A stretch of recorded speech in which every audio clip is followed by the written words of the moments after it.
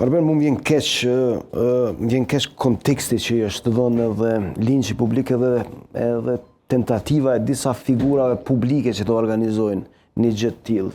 Pra që të vendoset në një shënjestër, një televizion, një media, një gazetar i cili e bën punën e vet dhe raporton.